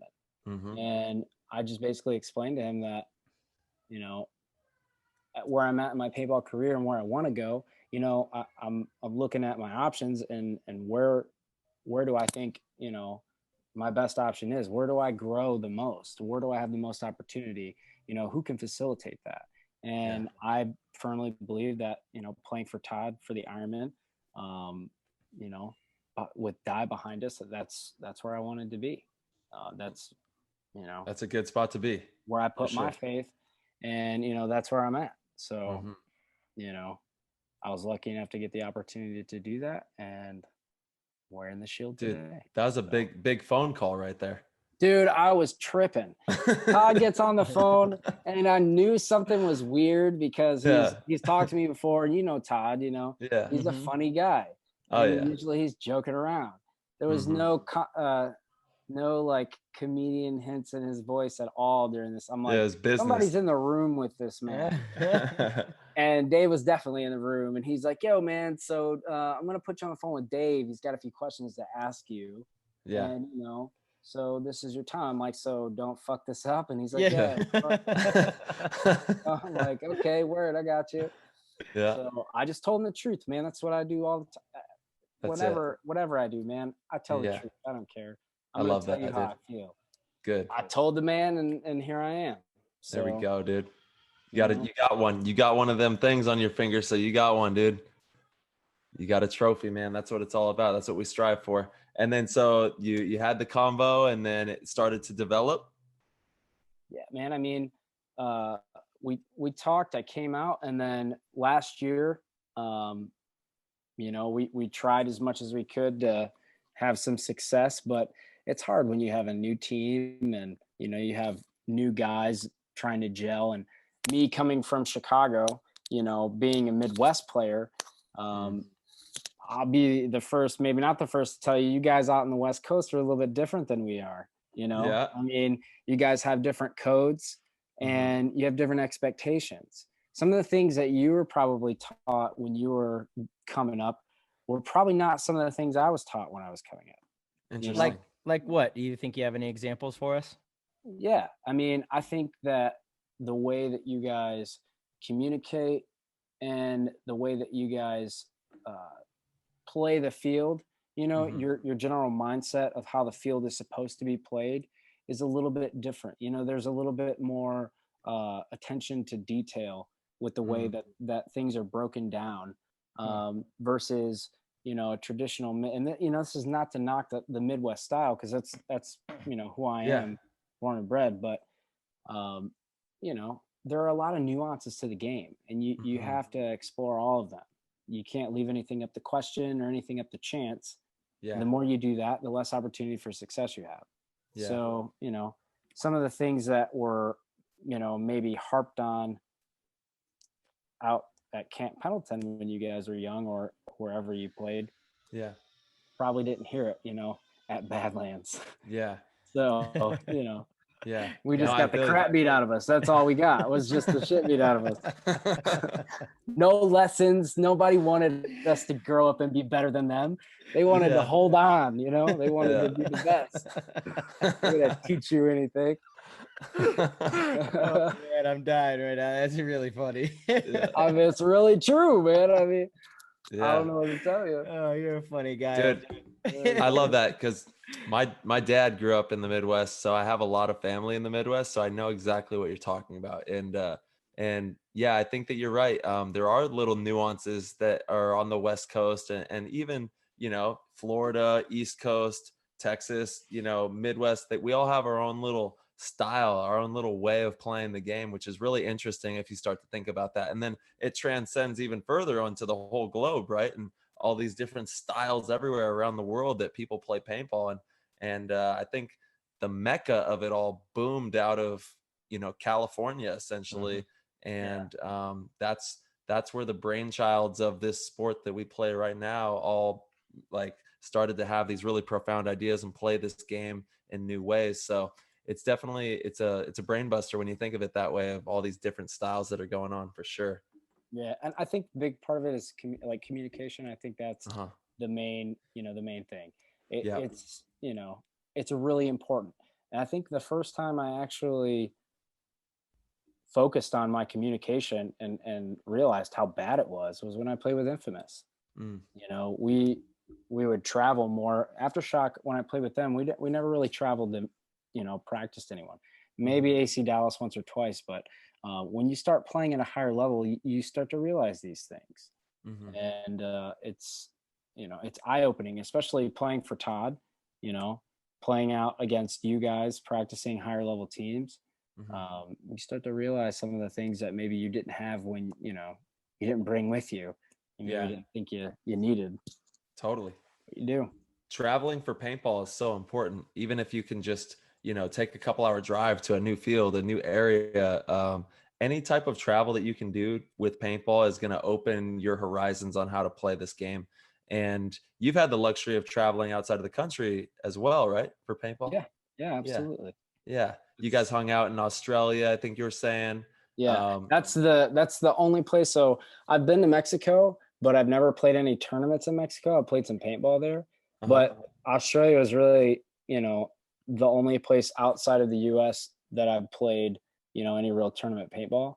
Interesting, because Marcelo, it's kind of the opposite. He's played a lot of tournaments in Australia, but I don't think you've ever played a tournament in Mexico. Is that right, Marcelo? I've never played a tournament or paintball in general in Mexico, which is kind of crazy. It's a bummer because I had a flight booked. We both did. I know. To go down to the MXL this year, and obviously that got canceled. So that was a bust. I was excited to get down there and play. It seems like Arturo runs a really good league down there, and it looks amazing. So we're gonna have to get down there. But Australia is a whole nother ball game, though. Those guys wild are out there. Yeah, those guys are cool. I mean, I like the 15 balls a second thing again. Back to the old chopper, the old machine gun. That was pretty cool. But it reminded me of being in D2 or D3, where the focus is just go down the field and shoot people as many times as you can. With no rhyme or reason. So but it was really can you kind of describe that for listeners who've never played, maybe even outside of their own state or anything like that? So you went to Australia, you're playing out there. What was it like out there with these tournaments? Like, give me the energy of the Australian event. Okay, man, there's like 15-foot bats flying around. Right? There's spiders, like in the snake, there are spiders that are bigger than your hand. Bro, dude, you don't want to mess with them. And yeah, man, it's actually it's not too crazy. It's not too different. They're just like us, man. They just want to play the game and they want to have fun, and they want to win. They play with the rule structure is a little bit different. It's more like traditional X ball, right? You play and then you have your time off the field and then you go right back on. 15 balls a second, like back in the good old days. That sounds like so much fun. Oh man, dude, if you had like a Tadal board or something down there, you could totally get away with that. Just 22 uncapped. Yep, just put the little code in and let it hum. You were playing with Sydney SWAT, right? Yes. And that's actually a legendary team down there. They've been around for like 25 years. They've played some international ball. They came over to the US back in the NPPL days. Huge shout out to Mike Wybrew. I think he runs a great event. They're the biggest league in Australia, and what he's doing for paintball over there is pretty massive because they have an amazing free webcast, which is super cool. You get to watch all the games for free, share it with your friends. People like tuning into that. It's funny because the field's on like this slope. So the snake side is up top. So you're like running uphill to get into the snake every time. Yes, for sure. And it's the same field every time. That's at the same field. Yeah, exactly. I think, Michael has he's grown that entire league, in that field on his own. And he's done a really good job at keeping that sport alive there. I think he's the only tournament scene in Australia, right? Or is there's a few more. They have some over in Perth on the West Coast. It's I think it's called WASP, something, Western Australian paintball league. Right. They've got a few little local ones, but Mike's he's like the NXL over there. So that's funny because there is an NXL Australia as well, but it's much smaller. That's up in Melbourne. They get 5-10 teams. It's kind of they're I kind had no idea. Whoa. yeah. Yeah. And so I don't know. They're usually around the same time, right? They're like held around the same time, so there's kind of a conflict. There's a conflict for sure. Yeah, right. There's a conflict for sure. They're rival leagues, but Yeah. Mike has been there for a long time, and he's the reason you could bring paintball guns, or you can even have paintball guns there, right? Right. So, yeah, he's for years he's been working with the government to kind of declassify paintball guns as firearms. They still are technically firearms, but it's much easier to get the permits for them now. Anytime we go over there, we have to get a permit to bring our paintball gun. It's kind of a hassle, but he's done a really good job of working with the government to grow the sport of paintball over there. So major shout out to Mike. We need to have him on the show at some point because that guy's been around a long time. It'd be a cool show for sure. Yeah, totally. He's funny. He's unapologetic in his beliefs. Yeah, he is for sure. He's quite a guy. Savage. He is savage for sure. Oh, So you have to get a permit every single time you go there? Yeah. So I just never used to bring I never would bring. Yeah, you'd be like, all right, I'll get one when I get there. Exactly. Yeah, we would just use one that was on the field license. But because of Mike, this year we were able to get a permit easily, go online, and you just register. And I was able to bring my gun for the first time. So it was pretty cool having my own gun over there, which is crazy. It's never a thing. Thank you, Mike. He did it, dude. That's it's a big huge. step. Big step for sure. man. Big step. Yeah, that's crazy. 100%. Huge part of growing the sport. Totally. Those guys, I know they want to come to the US Mhm. now and play. That would be really cool to see those guys get to experience the NXL nowadays. Yeah, totally. Yeah, we got to get him over here ASAP. Yeah, they've had some teams from over there that have come over to play in the NXL. I think it was Envious. They won the series championship over there, kind of kicked everyone's butts, and so they earned entry to one of the World Cups a couple years ago, and they came over and played D3 and got kind of spanked. The penalties, that you don't get over there. Yeah, they got. You got to be friends with the head ref, and you're good to go. Yeah, totally. It's It's great out there. It's like kind of like the Wild West, but it's fun. I've been going 4 events a year for a long time, 6-7 years. My first time going over there was 2009. It's a fun league. I really do enjoy it. Yeah, it looks super fun, and I love watching the webcast. I'll tune in at the weirdest times of like the ass crack of the morning to just watch you like play the finals or something at like 1 a.m. Yeah, totally. Watch the pit cams, people. Out saying weird stuff. Dude, hold on, what happened? There was a fight or something at the last why was I seeing stuff on the internet about something?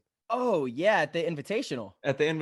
Yeah, John Luciani. I don't know his name actually, but I think he's the owner or coach of Aftermath. Aftermath, that's right. Yeah, I have no idea what happened. I just saw a video of him. Saw someone pushing. That's Thomas Mantoni, dude. He pushed Thomas Mantoni. No, into the ground. He turned Mantoni into dust, is what he did. He vaporized that kid. I mean, he's a big boy. It's a big dude. boy. John is huge. Actually, I've stayed at John's place when I played for Aftershock. I would stay at his house every weekend. Oh, and you have a relationship. You know him. Yeah. Oh, okay. He's a friend of mine, dude. John is actually the nicest guy. I mean, he's a big guy and he's aggressive, but if you're on his team or if you're with him and his people, he'll do anything for you. I mean, that guy will literally give you the shirt off his back. I mean, he feeds those kids like the Aftermath kids. He was the coach for the semi-pro Aftershock team. And when he helped with Aftershock, and I mean, he's buying steaks for everybody, every weekend, grilling out, doing whatever he can, paying for people's flights. Wow. I mean, the man does, anything, everything he can do to help people. Dude, I saw the funniest meme. It was like a meme video of like wrestling or something. It was on one of the funny paintball, troll pages, or I don't know which one it was. but it was like this funny meme video of like a wrestling battle, and it was him, and I didn't know it was Mantoni, but dude, he just dusted it. And I was like, oh my God, I didn't know what happened. I was like, what's going on here? But I don't know, man. hey, Apparently some things were said that probably yeah, shouldn't be said. I mean, let's be reasonable here, you know? yeah, Think a little bit. When you're looking at somebody that's like 250 plus and yeah. he's really mad, maybe don't say some shit to him, you know? Yeah. Just walk away, you know? You know what's funny is my dad, when I was a kid, I think Mantoni said some crazy ass shit to my dad one time, and my dad was like, "Kid," Oh but man, Tony's got no fear. That's for sure. yeah, yeah, That's I for know. sure. He's Yeah. the Well, best, dude. Mantoni is. I've known him for a long time now, but he's a rock star. I love that kid. yeah, yeah. Yeah, I I mean, guess maybe just not the best thing to do on the webcast. That was a little bit of a bummer. I But know. I was like, like, oh no, it's dude, COVID it's a times, shame. bro. but it's COVID times, dude. But it is what it is. I think it got blown up a little more than it needed to be. People love it. Yeah, People, they People just. need people to love stay the off Facebook. negativity, man, for Yeah. sure. And Yeah, it probably should. It definitely shouldn't have happened at the yeah. webcast. You know, I know. you need to, maintain control and, Yeah. you know, He didn't know there was a Yeah, camera. it happens. It happens. Yeah. I don't think he cares. I don't think don't think he John cared. cares. There's a camera. That's funny. He was like, send it. Oh, God bless you, John. Holy Send shit. it. God bless you. Dude. All right. So let's talk about World Cup coming into this World Cup. And what do you think this World Cup's going to look like, man? It's probably going to be a little bit smaller. What are you thinking? I think it's going to be different. Yeah. In terms of the tournament in general, obviously there's not going to be as many vendors. Mm-hmm. It's going to be, it was always the biggest event. Everybody looked forward to Yeah. World Cup. It's got that ambiance, that special, feel to that time of the year. But it's going to be different, and obviously for our team, it's going to be different, as you guys know. We're not the same team we were at the beginning of the year, which is unfortunate. I know. Yeah. But I think it's going to be a good event, though. Yes. I think the people that do show up, I think everyone's going to compete hard. I mean, we've had a long time to kind of dial it back and take a break, and not something that anybody really wished or hoped for, but That's for sure. I Yeah. definitely think it's going to be fun, though. I mean, Oh, yeah. everybody's ready to bust out and shoot the piss out of all their friends, so bound to be a good time, right? That's right. We've Yeah. been cooped up way too long here. That's it, man. Yeah. I'm ready I to mean, ball. it's so crazy to think about. I did not expect it to be like this. Like in March, we were like, remember we were playing Vegas? We're like, oh yeah, there's like this COVID thing. There's people talking about coronas or something. I don't know. Like, don't Corona Light. yeah, don't drink Corona. Yeah. And then now it's mask up for the rest of your life. I Dude. remember the first plane that they said was landing with people that were going to be quarantined in Oh the yeah, I US. remember that. They were like, we have American citizens that have tested positive for coronavirus, and I believe they were landing here in San Diego, actually, at the military base.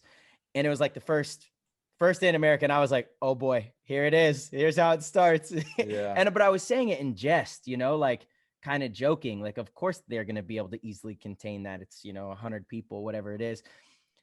I mean, and then just each week it was like one thing after another, and then all of a sudden, man, here we are, 6-7 months later, and we're still battling this. We still don't really have an end in sight. I mean, luckily we found new ways to kind of navigate and live through it, but I mean, still a lot of businesses, a lot of people, a lot of health is struggling, and it's definitely a bummer. So I'm ready for us to have some sort of normalcy at World Cup. I hope we can do it in a safe way. To everybody listening, it is going to look different, but let's respect that. Let's respect the people that are trying to protect themselves, and let's respect each other and respect the whole idea that we can even have an event, right? Because I didn't even think we were going to even get to have World Cup. Exactly. And we get to do it, so please mind your P's and Q's. I mean, be thankful that we get to experience this. I never thought I'd see Camp Pendleton again. I mean, the last time I saw Camp Pendleton, we were leaving for Vegas, and they were holding the quarantine individuals on base. Whoa. So I'm like, I'll probably never go there again. Yeah. And luckily Yeah. we got the opportunity to. So Yep. respect social distancing, Mhm. practice like good hygiene, Mm-hmm. and just be smart. Mm-hmm. Yeah. Be smart, be a good person. Yeah, we always talk about that too. We don't want paintball to be the reason that there's this huge like news story. Oh my God, they had a paintball tournament and things went haywire. Let's try to avoid that, Yeah. and let's Yeah, but for each other too. We're a small community. We yeah, all love the same thing. We're all there to do the same thing. that's right. We're really, and I know we're enemies on the field, but we're Mhm. all on the same team, That's right. theoretically. So Team paintball. That's it, exactly. dude. So I love that. no holes in the ship. That's right. Yep. No holes in the ship, dude. Keep them sails up. That's the motto. I love it, dude. LJ, I'm Yeah. curious, man. Has it, because it seems like, and I'm pretty sure if I remember correctly, you don't pursue paintball for any sort of monetary reasons. You have a full-time job outside of paintball, correct? Yes, I'm Yeah. self-employed. So what is it you do? Is it a construction company or something like Yeah, that? so a lot of what I do right now is painting. Like I'm a painting contractor by and Nice. large, but I do That's original. Paintball and painting, huh? yeah, super tight, huh? Yeah. I've always got paint under my fingernails and shit. Um, but I do some construction, and I work with some companies like general contracting and stuff that we do provide those services for, residential and some commercial. So Awesome. that's Yeah. what I do right now. That's how I'm currently, employed. And I've never really sought to turn a profit playing the sport. Yeah. A little unconventional, but I on a personal note, we talked about this before. I love the sport and I play it because I love the game. I love to compete. It's a personal competition, with how good I can be, Mm-hmm. how good I can perform. I want to reach, whatever potential I have, I want to reach that. That's for me. And beyond that, I don't like to convolute, business and pleasure. If Mm-hmm. you catch my drift, Yeah, Yeah. for sure, I man. think I think it would change the way. I don't want it to change the relationship that I have with the game. And I'm really fortunate to have this in my life, and to experience all the things that I have with teammates and enemies alike. Mm-hmm. I wouldn't change it. Mm-hmm. I think that would probably not sit well with me. So Yeah. No, I hear you loud and clear, dude. And Mhm. there's something to be said about that. And there's a lot of people out there who have motives that they want all the glory and the money and this and that and the other from the paintball game, but they don't have what you have. They don't have that actual heartfelt in your core love of paintball and just the act of doing it. They might have different motives than what you have, and I think that's a very pure way of approaching the game, and I really respect that. That's cool, dude. thanks, man. I try to Yeah. be a purist in most, Yeah. sense. I Yeah. like to do that. But For sure. good for them.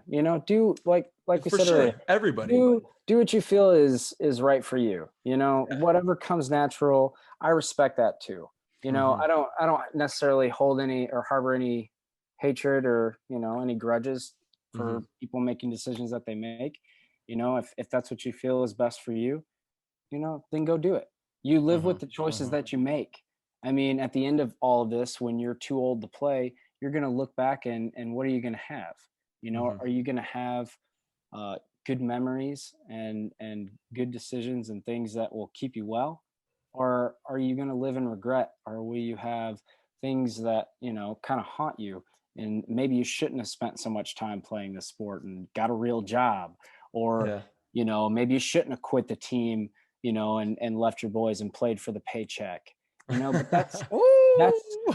that's I mean, Hot I'm not take. throwing shots, but that's real. I mean, Yeah. at the end of the day, you have to answer for the decisions you make. No one else Mhm. will answer for your choices, only you. So, Yeah. if you feel right about that, if that's what how your conscience guides you, so be it. Yep. What I what That's I free choice. Yeah, totally. What I love about your story, as a matter of fact, is it does show that paintball is so unique that you can do both. You can choose both paths. You can try to make a living from paintball and be a professional athlete, but you don't have to. You can have a regular job. You can do something completely outside of paintball and still reach the highest heights of the sport of paintball. I don't know if any other professional sport is really like that because it's so demanding of all of your time, right? Yeah. I'd love to give it all my time. Right, a totally, professional, totally, but it is unique in the way that you can have a normal job, or you can have something outside of paintball and still have the time to, again, achieve everything you're achieving paintball. You are the current NXL champion. So right now, as we sit here. Yeah. Yeah. Doesn't feel like it. I know it's been a long time, dude. But one event, dude. It's just one event. It's great. It's great. But I mean, what's the real goal? I mean, like we talked about before, I'm going to be playing against you every time we see each other. So do I want to beat you one Sunday, or do I want to dominate you every Sunday I play you? I want to dominate you. Then I'm the champion. Then I'm the real champion. Until that happens, it's great, right? It's all about a good thing. It's all positive. But I'm not accepting a title that is undeserving. Right? That's not how I feel. I don't feel like we're the 2020 champs. We played one event. It went really well, and I'm really glad that it did. I'll have that memory forever. But I want to win again. I don't want to win one time. That's the outlook. If you're not thinking like that, there's a problem, my friend. Right. Yeah. Right. And prior to this year of me doing this full time, I was just like you, bud. I was working my ass off on a normal job, and I'm so blessed that I get to play for Dynasty and HK Army Dynasty, Field One. All of our sponsors are so amazing and take such great care of me. But yeah, I was working my tail off, like crawling under houses every day, nonstop, fixing houses. I know the deal. Yeah, I did. I worked restoration for a long time. Yeah. So I did construction as well. We would do all the repair work and the inspections and making sure people's houses are in the right condition. Yeah. So I have a lot of respect for your journey and for what you're talking about here. And it's completely about not those one-off moments, but you want to dominate. I love that you said that. That's the name of the game. That's the goal, right? We want to dominate the opponent. And that is a true champion when you have are able to win a series title, are able to dominate a season. That kind of stuff has pedigree and really holds the test of time, like you're saying. Yeah, I mean, I've never been able to look at myself and accept the fact that I'm as good as I can be. I can't. I've never been able to accept that. It's a conversation you have inside your head. Is this as good as I'm ever going to get? Or, is there another level that I can reach? And, I don't think I've reached the ceiling of my potential. So, absolutely. I'm competitive, but I'm internally competitive. I don't necessarily want to be better than you, Marcelo, or you, Tyler. You guys are both fantastic players in your own rights. But more than I want to be the best that I can possibly be before I can be happy with where I'm at and be at peace with where I've gotten. That's what drives me, and that's what will always drive me. Yeah. It's the self-talk, dude. It's how you talk to yourself, right? Those thoughts, those words that you speak to yourself are so profound and so powerful. And it's important, like you said, that we be highly critical of ourselves and be open to new ideas and open to, different outlooks so that we can be the best versions of ourselves, like you're talking about there. Highly critical, but not to the point of self-detriment. Totally. Absolutely. There's a balance there for sure. Yeah. You got to find that. That's really key. You can drive yourself crazy. Yes. Easily. It's a slippery slope. This thing is slippery, Oh my God. Hold on tight. But it's important to be real with yourself, and be hard on yourself. But at the same time, you do have to be reasonable with yourself, and there's a time and place for all of it. You have to, because you're right, Ty, you talk to yourself more than anyone else, right? That conversation that, what's interesting, actually, some people don't have that inner voice. I've heard that, and How that do you know scares that? me. Is that something that someone has said? It's a Or you learn that in psychology courses, you know. You can Yeah. you can you've Google taken this. more of those than I have. I You don't can, know about that. I haven't taken any courses. I don't have a degree. I do a lot of reading and research. You can definitely hop on and So, search for yourself. This is and a so legitimate thing. people, I've oh, I wondered believe you. I'm just asking. I don't know. Yeah. I've wondered that though. I'm like, but how do you know? How do you Yeah. you know, Yeah. how do you know that they don't they don't like they have thoughts, but they don't have an internal voice. Like when I can like almost hear myself, you know, like it's their words to me, you know. Yeah. It's an interesting Almost, thing. it's like like I have my thoughts, and then I have this thing above my thoughts that is watching my thoughts. Yeah. You know what I'm saying? Like, so that I can, Well, it's like a checks and Tyler's an alien, but yeah. Tyler's watching himself in the third Yeah. person over here. He's levitating. Yeah, dude. Yeah. Hoverboard. It's interesting stuff. But It is. in any case, that internal dialogue is so crucial. It's happening all the time. And a lot of people say bad and mean things to themselves over and over Yeah. until they Yeah. believe it, you know, and it's Mm. not even true. And you actually just end up talking yourself into certain levels of depression or doubt or pity, even, you know, rather than other people, you know, a lot of successful people or happy people, they're constantly just affirming themselves, you know, and being real when they have stuff they need to work on, but they focus on their positives as well. You know, they make sure Right. to pat themselves on the back when it's deserved and reinforce those good thoughts and good ideas. And, you know, that's Developmental so fortitude, crucial. man. You got to do Yeah. that. Yeah, totally. Yeah. Yeah. That self-love. You got to have that for Yeah. sure. Totally. I mean, what are you going to do? Are you going to rise to the occasion, or are you going to crumble? You know, Dude, I mean, how do you I want lo- to think of yourself? You know what I'm saying? I love that you said that. That's what I always say. Those are literally what you just said is what I always say. I always say, what are you going to What are you do? gonna do? What are you Yeah. going to do? That's what I Right. always say to myself. And then and I got that from my dad. He would always say that. He'd be Mhm. like, what are you going to do? I'm like, damn, that's like the fork in the road, right? You're sitting Right. there, you're like, okay, Right. let's start to weigh this out and let's make good decisions here. You Yeah. know, Exactly. that's what it's all about. I agree 100%. Hell yeah. Dude, I love that. Yeah, dude. Shout out to Dude. Kalamazoo one time, dude. Yeah, Let's for go. sure. Big I shout out. mean, that's kind of what I was thinking in Vegas, you know. I mean, you know how the Russians play. You know, Yeah. they come back late in the game, Oh, and yeah. Sunday ball against them that's a hard day. Mhm. And you know, I remember because I wrestled, you know, when I was young in high school, and you know, you're fighting against someone with all your strength, they're fighting with all their strength, and it's basically who gives up first. It's a There we go. mental We got game. a featherweight in the building. You know what I'm There we saying? go. Yeah, Yeah. I'll take you on. Let's go, baby. Yeah. So but it's a mental game. It's who decides to quit first, you Mhm. know, and it's a decision that you make. Yeah. Your mind will give up before your body does every time. That's right. And Mhm. you know, unless you're not taking care of yourself. But I'm looking at who was it? Karslev. I'm walking across the field and I'm tired, right? I've been playing all day, running to the snake, you know, running to the corner, trying not to get shot. And I'm like, man, I'm exhausted. I know these guys. Like, I look up and I see him walk past me. He's sweating. He's, you know, beat red. I see him breathing hard. I'm like, he's tired too. You know, if I'm tired, he's tired. And I tell myself at that moment, I'm not going to quit. They're going to have to drag me off this field in a fucking gurney or a stretcher, you know, before I give up. I'm not going to let this go. I'm going to play this game and leave it all out here.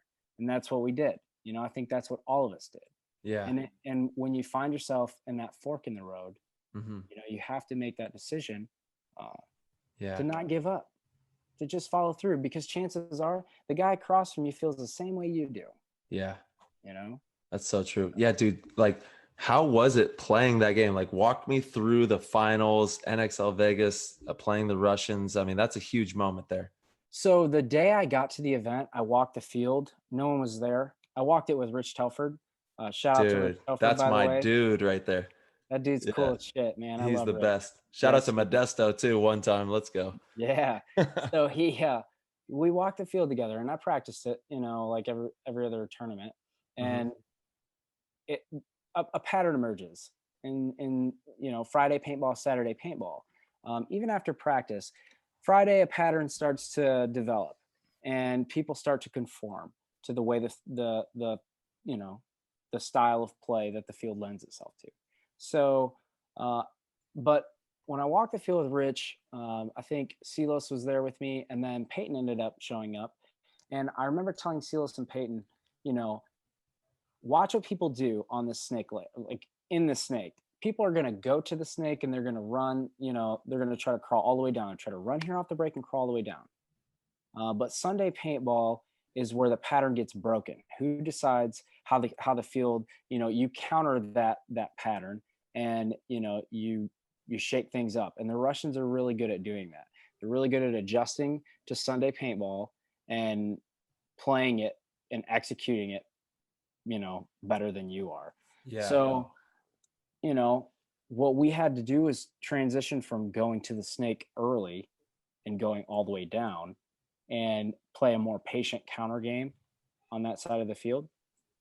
So, you know, A-Rod, Nick Sloviak, and Thomas Kim were hitting shots off the break, you know, teeing it up for guys like me and Corey, making it easy for us to, you know, close games out or control the field.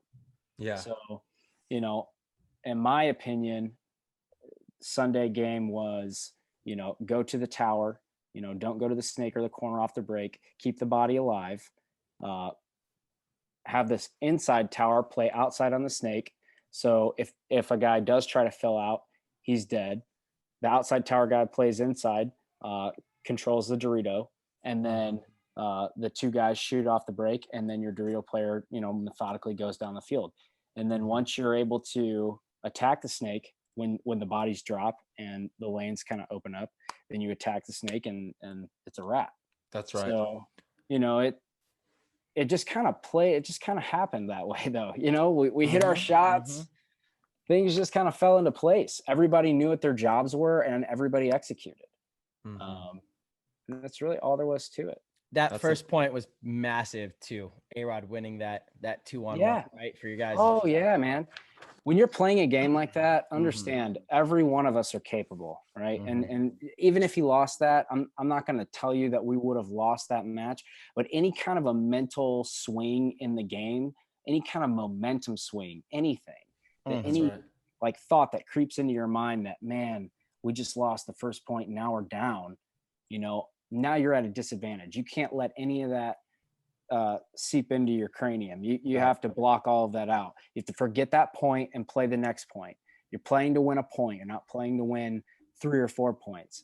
So, you know, live here and now, and, you know, just go through the motions. But you're right. That was, it's always good to win the first point, because that's a huge confidence booster. Right? Yeah. So, especially against those guys. Yeah, totally. No To me, it's less about it being the first point, which is a huge confidence booster, but it's more what it does to the Russians. A 2-on-1, you have Smotrov, who's had a pretty bad event below the 2-on-1, because let's face it, he definitely dropped the ball there. That gets into his head, exactly what you're talking about, that little bit of doubt, you know, it sets the tone for the match for them. Like, whoa, we were just supposed to win this one. It's a 2-on-1. I haven't been playing good, and then I just dropped the ball there. It's tough to kind of dig back from, you know. Historically, they've been really good at that, though, coming back, you know, for sure. Yeah, insurmountable odds. Right. And so the whole time, we're like, just keep gripping this thing tight, man, because so one of these points, they're going to come ripping through the field. Yeah, 100%. You know? And I think things happened, you know, obviously in a timely fashion. They happened when they needed to. You know, we scored points when we needed to, and you know, some of those were, you know, pretty hefty blows to the psyche, right? Like in that first point, you know, the point where I bunkered Smotrov. I'm sure they thought they were going to win that point. They had us on our heels. Yes. You know, but it was a cool thing, man, to win a professional paintball. I never thought that I would do that. You know. Yeah. I never thought, well, I deserve to do this, and one day I'm going to do it. You know, I wanted to, but it's a complete surprise, to be honest with you. Dude, you guys let the chips fall where they landed, and they rolled. You guys did good, man. That was a good tournament. For sure. Well, what was so cool about it too is that everyone really did play a huge role, right? Thomas was extremely consistent all event, in a very tough position. That was probably the toughest position to play on the field, I think. That like inside tower. It was just, you had to run that route so perfectly. Your shot had to be dialed on the move. And then it was easy to get stuck in there. You know, you had to have a lot of composure. You had some big points in that finals match. Like I've already told you numerous times, you played really good all weekend, but in that finals match, especially Corey Hall had a big event, you know, and especially in the finals, some big points, but that's what it takes to win at the highest level is you need multiple guys to have big games. If you have just one guy consistent. Oh, and Nick was a steady hand in that back center, you know, dude, Nick shot somebody off the break every point. Yeah, totally. You know, and I remember practicing, you know, after practice with A-Rod, I would run to the tower, to that inside tower as fast as I could, shooting back at A-Rod as he ran out to the tall cake, shooting back at me. And I mean, I think I'm a little quicker than Thomas Kim. He was missing me by, you know, less than a foot. And he's like, dude, you know, keep running it like that and you're, you know, we'll win the event. But for Thomas Kim to get there, you know, alive every point and control from that bunker, he did a terrific job. Yeah, you know, he sure did. That was one of those bunkers where you had to play with your head on a swivel a little bit. Depending on how the bodies fell, you would either have to play heads up or inside to control the Doritos, or the guy coming up the center like A-Rod did pretty much all of that. So, you know, huge shout out to Thomas Kim for a fantastic job. Yeah. It was a big team effort, man. It was fun to watch. You guys did really well out there. Yeah. And you know, it's crazy to think that, you know, I still can't believe it's been 7 months since that tournament. And we're just coming into World Cup now. I'm excited though. It's time for World Cup, man. It is absolutely time. It's time to get paintball back in action. I bet you guys are excited. Who do you guys play? We're practicing you again at the event, by the way. I don't know if you found that out. We just confirmed this, so we'll be playing today. We'll see you guys again. Who is it going to be? Is it Wednesday? Is that when you're going to do that? Okay. Yeah. It was still up in the air. So we play AC Diesel first on Thursday. Okay. And then we play Aftermath and Level on Friday. Nice. And then AC Dallas on Saturday. Nice. Pretty decent draw there. Yeah, I like it. Yeah. I mean, right on. To me, I don't really care. I don't care who we draw.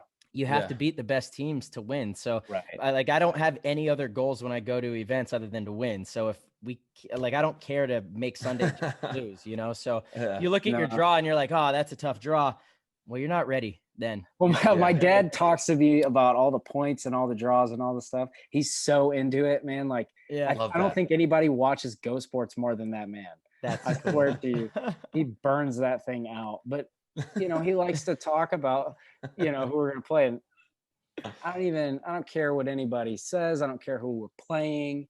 As long as I, you know, am gelling with the team, we understand our roles, our jobs, and, you know, we have a good fundamental understanding of the field. That's rock and roll. That's it. Being prepared, you know, it takes zero talent to be prepared. So I like it, dude.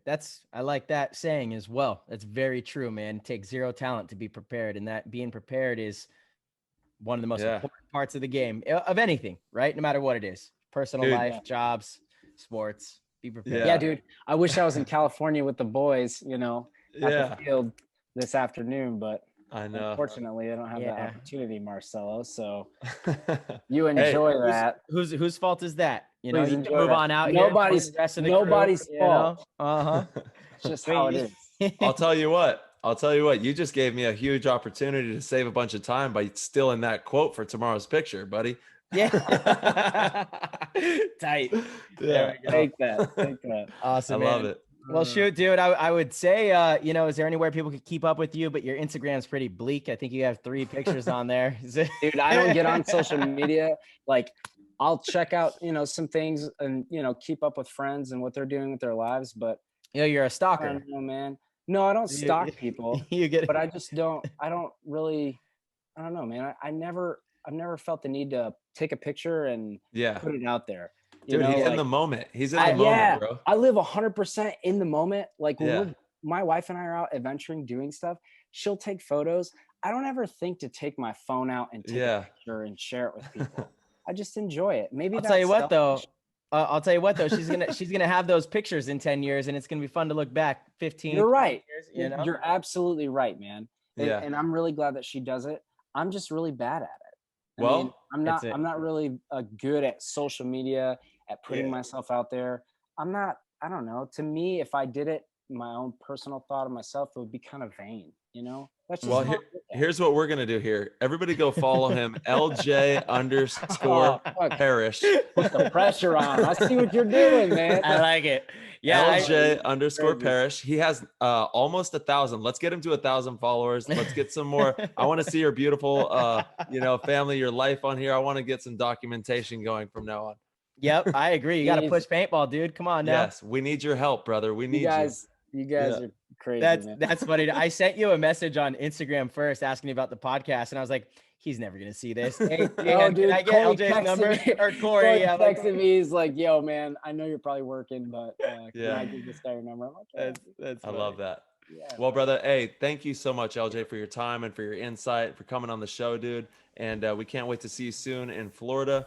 You be safe when you're working and enjoy yourself out there in amazing Kalamazoo. Shout out to Kalamazoo. And you keep living life out there, brother. Have fun. Thanks, man. Thanks for having me. It was a pleasure, guys. Yes, Travel sir. safe. of course, I'll dude. shoot you later.